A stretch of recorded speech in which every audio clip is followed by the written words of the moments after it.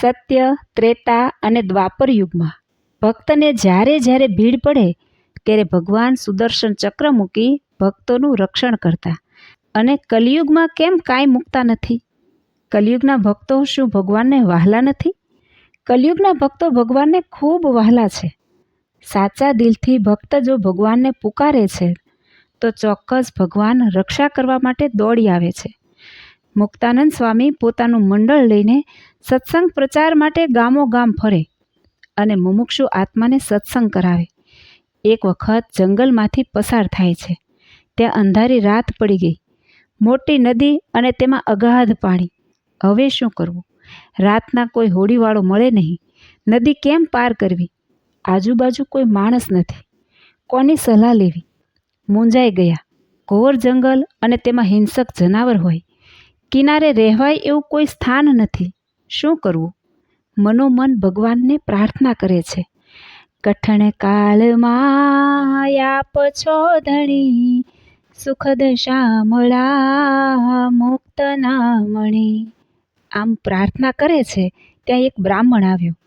પાલમાં બ્રહ્મતેજ, તે મધ્યે ઉર્ધ્વપુંડ તિલક, મજાનું મુલાયમ પિતાંબર, ઉપર એક ખેસ ઓઢેલો અને ઠમકતી ઉતાવળી ચાલે આવ્યો. જય શ્રી કૃષ્ણ સાધુરામ. સંતોએ કહ્યું, જય શ્રી કૃષ્ણ.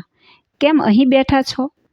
સંતોએ કહ્યું, ભૂદેવ, આ નદી ઉલ્લંઘવી છે પણ વહાણવાળા કોઈ મળતા નથી. રાત્રિ હોવાથી જંગલી પ્રાણીના ભયંકર અવાજ આવે છે. બહુ મૂંઝવણ થાય છે. શું થશે? સામે પાર કેમ પહોંચાશે? જે થાય તે ખરું, જેવી શ્રીજી મહારાજની મરજી. બ્રાહ્મણ બોલ્યો, મૂંઝાવો છો શું કામ? નદી ઉલ્લંઘી જાઓ ને. સંતોએ કહ્યું, બ્રહ્મદેવ, આટલી મોટી વિશાળ નદી, અગાધ પાણી, એમાં કઈ રીતે પાર ઉતરાય? તણાઈ જવાય. બ્રાહ્મણ કહે છે, ચાલો મારી પાછળ પાછળ ચાલી આવો. હું રસ્તાનો જાણકાર છું. નદીનું પાણી ઊંડું નથી. ચાલો, એમાં શું મૂંઝાવ છો? સંતો થયા ચાલતા. રસ્તામાં બ્રાહ્મણ વાતો કરે. જુઓ, આ બાજુ અમે રહીએ છીએ. પેલી સામે પાર અમારું ગામ છે. અમે આ પ્રદેશના રહેવાસી, એટલે અમને બધી ખબર હોય. જરાય મૂંઝાશો નહીં. ચાલ્યા આવો.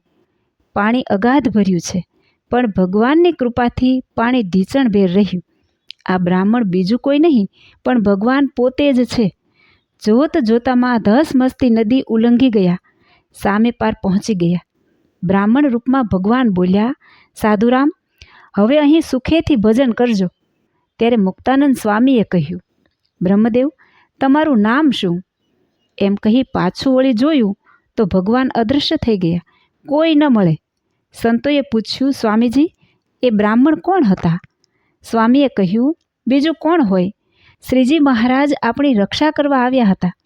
સંતોની આંખમાં આંસુ આવી ગયા. ધન્ય હો મહાપ્રભુ, ભક્તોની કેવી રક્ષા કરો છો. આવી રીતે જ્યારે ભક્તજનો સાચા ભાવથી પરમાત્માને યાદ કરે છે તો ભગવાન તેને મદદ કરવા તૈયાર રહે છે. જય શ્રી સ્વામિનારાયણ.